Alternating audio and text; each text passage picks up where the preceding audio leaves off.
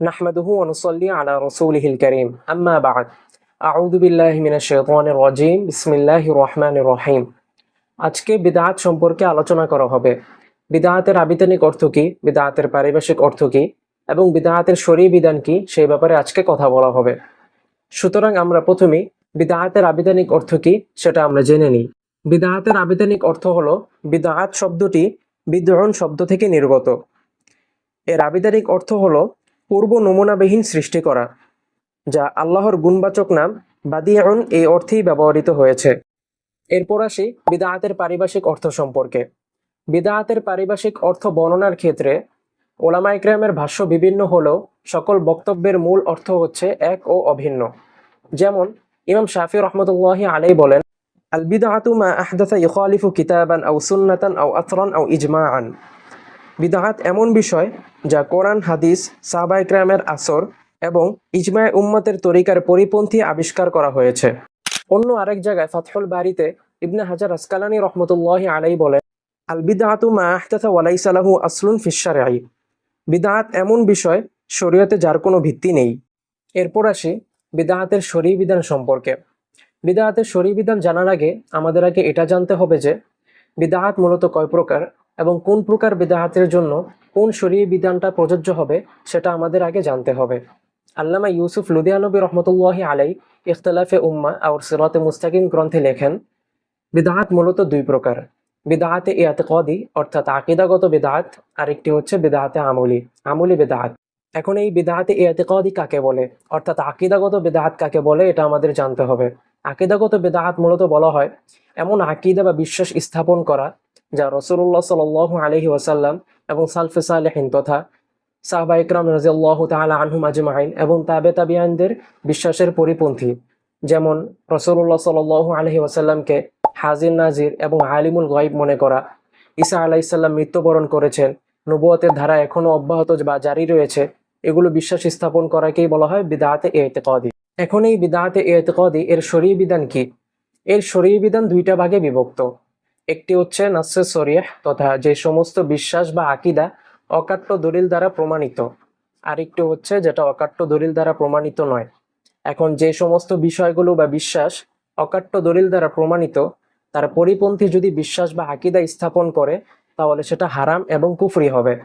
যেমন নবী করিম সাল্লাল্লাহু আলাইহি ওয়াসাল্লামকে খতামুন নাবিয়িন বা শেষ নবী বলে বিশ্বাস না করা, অথবা নবীজিকে আলিমুল গায়ব বা হাজির নাজির মনে করা এবং পীর সাহেবকে সর্বময় ক্ষমতার অধিকারী বলে মনে করা।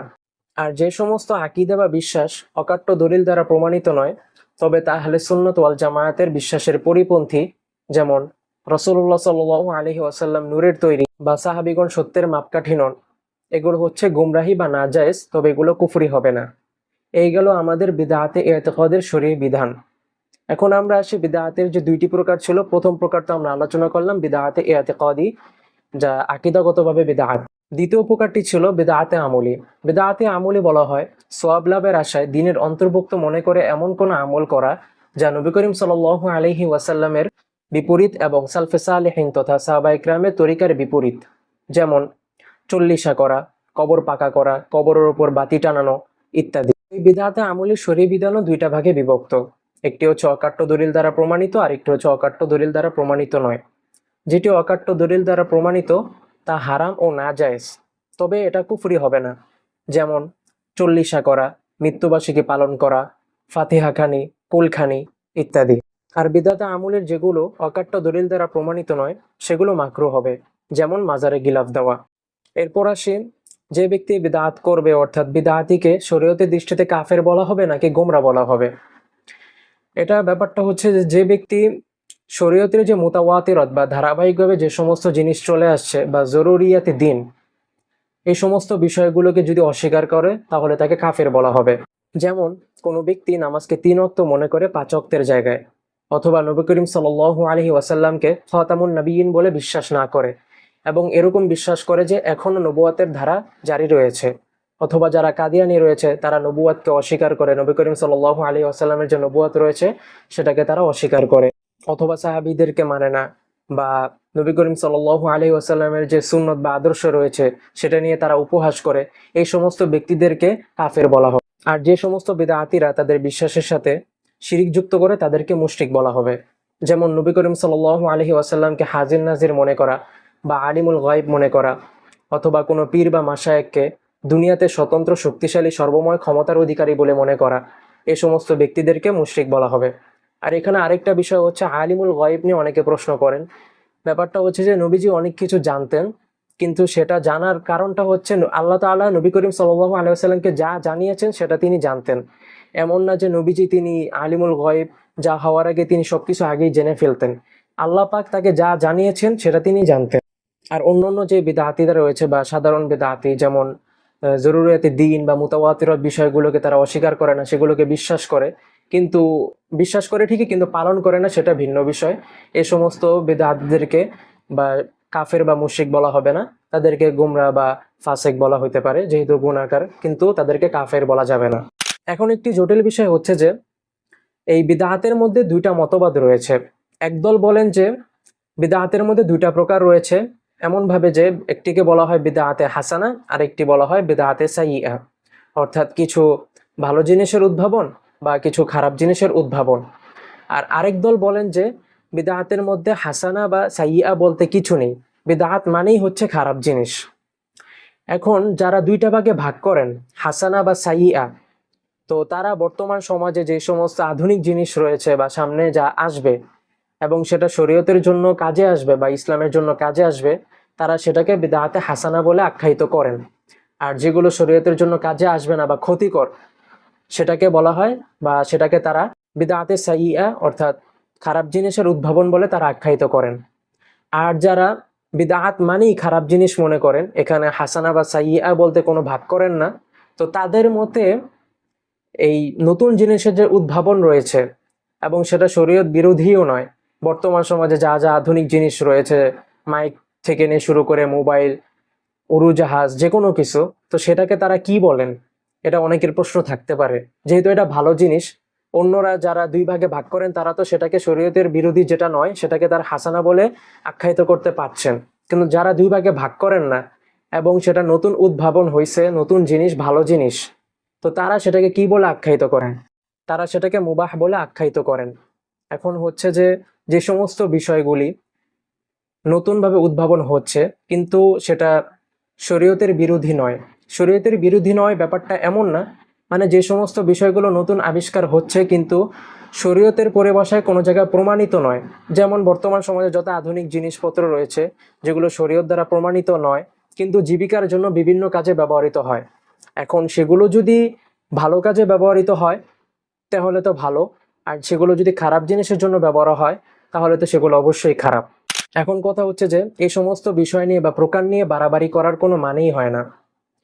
আমাদের কথা হচ্ছে যে কোরআন হাদিসে যে সমস্ত আমল রয়েছে, দিনের অন্তর্ভুক্ত যে সমস্ত আমল আমরা পাই বা দেখি দলিল প্রমাণ সহ, সেগুলোই আমরা পালন করব। নতুন করে আমরা কোনো আমল বানাবো না বা সেই অনুযায়ী আমরা আমল করার চেষ্টা করব না। নতুন কোনো উদ্ভাবন জিনিস আমরা ইবাদত মনে করে আমল করব না। অনেকেই যে এটার উপর ভিত্তি করে যে নতুন নতুন মানে ঝামেলাটা বাঁধায়, অনেকে করে কি মানে সোয়াব লাভের আশায় দিনের অন্তর্ভুক্ত মনে করে এমন কিছু আমল করে যেটা দিনের মধ্যে পাওয়া যায় না। পরবর্তীতে তারাই আবার কি দলিল পেশ করে, বা মানে দলিল তো পেশ করে না, মানে যুক্তি দেখায় যে বর্তমান যে নতুন নতুন জিনিস আবিষ্কার হয়েছে সেগুলো কেন তোমরা ব্যবহার করো, এগুলো তো আগে ছিল না, এখন করো। তো এইগুলা কি বেদাত না? একটা হচ্ছে আপনি দিনের মধ্যে আমল মনে করে, এবাদত মনে করে সেটা করা, আরেকটা হচ্ছে এটা এবাদত না, সেটা হলো গিয়ে দিনের বাইরের জিনিস, এটা যদি দিনের জন্য ব্যবহৃত হয়, বর্তমান যে আধুনিক জিনিসগুলা, সেটা ঠিক আছে, জায়েজ আছে, অনুমতি আছে, সেটা তো কেউ এবাদত মনে করে কেউ করে না যে রেফারেন্স আছে, অমুক আছে, তমুক আছে। কিন্তু আপনারা যারা এই দিনের মধ্যে অন্তর্ভুক্ত মনে করে সোয়াব লাভের আশায় নতুন নতুন আমল জারি করেন, এটাকে মূলত বেদাত বলা হয়, এবাদত মনে করে আমল করা। যে একটা কথা সবসময় মনে রাখবেন, ঘাটতির নামও দিন না, বাড়তির নামও দিন না। দিন হচ্ছে পরিমিত, আল্লাহ তাআলা পরিমিত করে দিয়েছেন। কারণ আপনি মহব্বতের ঠেলায় আপনি 4 রাকাতের জায়গায় এশার নামাজ মনে করেন 4 রাকাত ফরজ, এখন আপনি 5 রাকাত পড়লেন। নামাজ তো ভালো জিনিস, যত পড়বেন ততই ভালো। এখন আপনি যদি 4 রাকাতের জায়গায় 5 রাকাত, 6 রাকাত নামাজ, সেটা কি আল্লাহর কাছে কবুল হবে কিনা? কবুল তো হবে না। আপনাকে যা বলছেন তাই করবেন। আমল যেটা ইবাদত, সেটার মধ্যে আপনার কোনো হস্তক্ষেপ থাকবে না। আপনি এটাতে বাড়াইতেও পারবেন না, কমাইতেও পারবেন না। আর অন্য অন্য যে সমস্ত আধুনিক যে বিষয়গুলো রয়েছে সেগুলোর ক্ষেত্রে বিধানটা হচ্ছে যে যে সমস্ত আধুনিক যে বিষয়গুলো রয়েছে এগুলো যদি দিনের কাজে যদি আসে তাহলে সেগুলো আপনি ব্যবহার করতে পারবেন, ব্যবহার করার আপনি অনুমতি দিয়েছে, জায়েজ আছে।